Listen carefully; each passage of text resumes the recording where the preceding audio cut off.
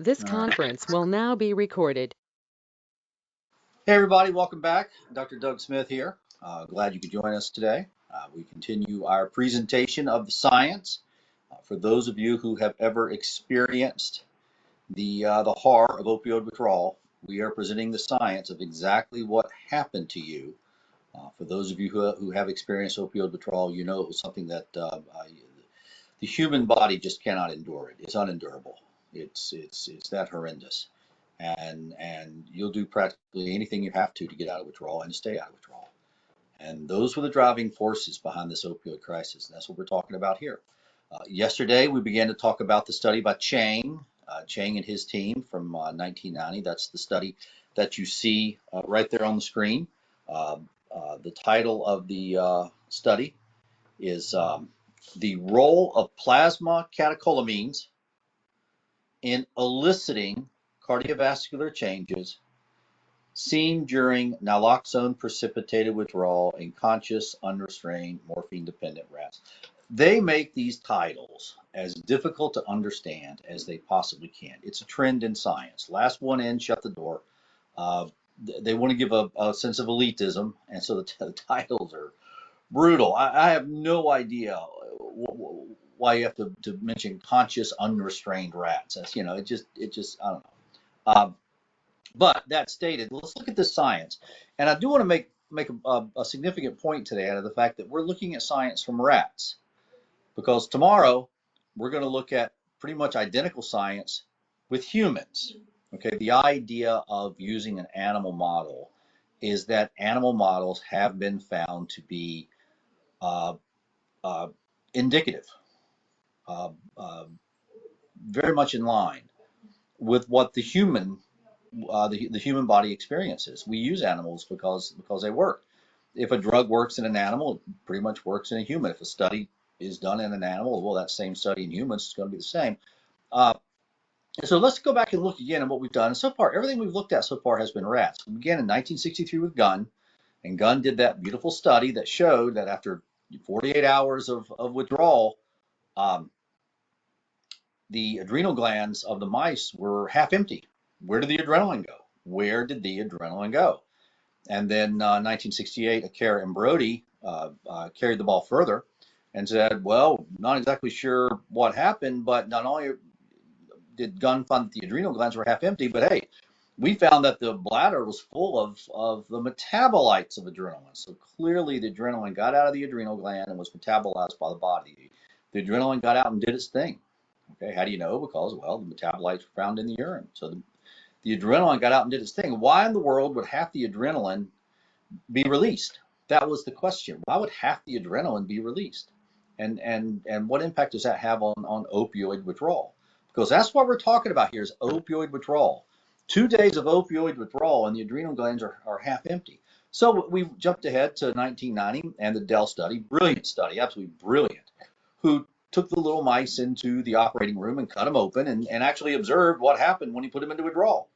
And he hooked up little voltmeters to the nerves, and he saw that when the little mouse went into withdrawal, there was a 400% surge in nerve activity. Nerve activity. Why would there be a surge in nerve activity? There was a 400% surge in nerve activity, specifically to the nerve controlling the adrenal gland. There's your answer right there. Okay, why was the adrenal gland half empty after 2 days? Because the nerve controlling the adrenal gland lost control. It went haywire. Okay, now you can argue about why the nerve lost control, why the nerve went haywire. That answer is beyond the scope of what Dell was looking at. Dell just wanted to know, hey, why was the adrenal gland half empty? Why was there a bunch of metabolites of adrenaline in the urine? So he looked at the adrenal gland, put the little mouse in withdrawal, and lo and behold, the nerve controlling the adrenal gland went haywire, surged 400%, and simultaneous with the 400% surge in sympathetic nerve activity. That's the name of the type of nerve that's looking at that controlling the adrenal gland, part of the sympathetic nervous system, the fight or flight system. Uh, and when that little nerve surged 400% and lost control, there was a 20-fold surge in epinephrine in the blood. So the little nerve controlling the adrenal gland lost control of the adrenal gland, and the adrenal gland lost control of its adrenaline. It's that simple. The little nerve controlling the adrenal gland lost control, and the adrenal gland lost control of its adrenaline. And a whole bunch of adrenaline gets squirted into the system. Well, that's not good. Adrenaline will kill you. It'll kill you with a heart attack.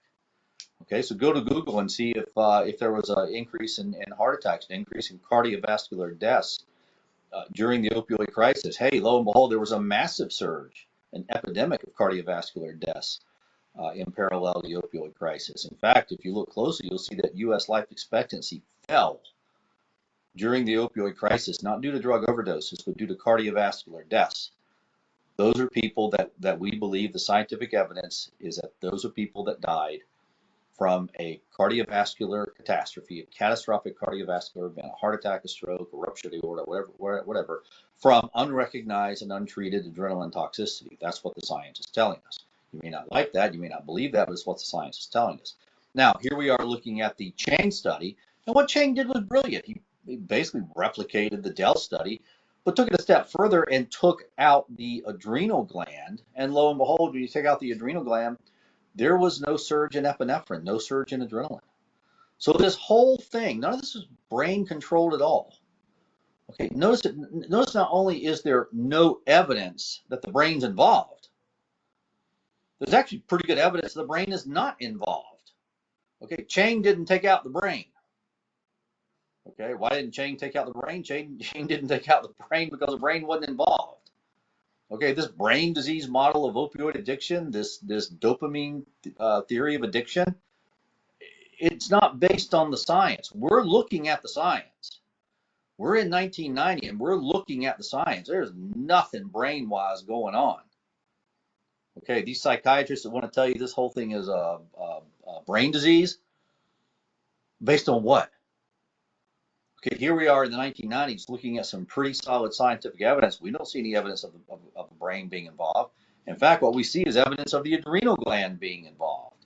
Why do we say that? Well, because Chang took out the adrenal gland. That's what Chang did in 1990. The study you're looking at on your screen right there. Chang ablated the adrenal gland, surgically ablated the adrenal gland. Now that's pretty fancy. You just grab it with one gloved hand and slice it with a scalpel in the other and put a little hemostat on there. Technically, I'll put the hemostat on first before you slice it so you don't get a whole bunch of bleeding. But it's not hard to ablate the adrenal gland. You just clip it and cut it. I don't even know if he cut it. I guess he did. He might have just clipped it. But I guess he clipped it and cut it. Once you clip it, it's pretty much isolated, but he ablated the adrenal gland. Okay, that was the end of these mice. They didn't wake up from their surgery. You do not want to be reincarnated as a lab rat, I guarantee you that. But again, look at this. Chang did not ablate the brain. I need to see some of these psychiatrists may have ablated their own brains, but Chang did not ablate the brain. Okay, Chang ablated the adrenal gland. Why did Chang ablate the adrenal gland? Because that was where the adrenaline was coming from, and Chang wanted to prove that. So that's what he did. He proves that the adrenaline was coming from the adrenal gland by taking the adrenal gland out, putting a little mouse in withdrawal, and lo and behold, there was no surge in adrenaline. Okay, now tomorrow, okay, we're going to take this whole model. We're just going to pick it up and take it over to the world of humans. Okay, so far what we're looking at is what happens with adrenaline, what happens with epinephrine, what happens with the catecholamines. Those are all the same thing. Adrenaline, catecholamines, epinephrine, norepinephrine, dopamine, they're all the same thing. Okay, so in the title of this study, let me read it again. Role of plasma catecholamines. Plasma's blood. Okay, role of blood catecholamines. That's adrenaline. That's adrenaline in your blood. Don't get caught up on the title. Don't lose yourself in the weeds. Okay, role of plasma catecholamines. That means the role of adrenaline in the blood. That's all that means. Role of adrenaline. That's all we're looking at. So tomorrow we're gonna look at very much the same thing, but in humans. We're gonna take human volunteers, and this was done in 1998. Okay, Kinebaum and his team, a German anesthesiologist. We're gonna jump ahead to 1998. And Kinebaum took, I think it was 11, I'll double check that, took a number of human volunteers, put them to sleep with anesthesia, gave them Narcan, naloxone, immediately put them into withdrawal. And hey, lo and behold, it was kind of identical blood values to what we saw with Dell. Dell had a 20-fold surge in epinephrine. Well, you'll see tomorrow, Kinebaum has a 30-fold surge in epinephrine. This model is jelly tight. This model is airtight. We're on the right path here. Okay, and notice again, notice what we're not seeing. We're not seeing anything that would even begin to suggest that the brain was involved at all. I mean, that was just something somebody made up later. It has nothing to do with what we're talking about right now. Let's hold right there for today. Again, thank you. Please like and subscribe to us. Send me an email with any questions you may have. We're going to do the kind bomb study tomorrow. And then if all goes well, knock on wood, Thursday, we're actually going to do our first read from the Citizens Petition, the FDA Citizens Petition. So wish us luck on that. Thank you for your attention, and I look forward to seeing you again tomorrow. Again, my name is Dr. Doug Smith. Thank you.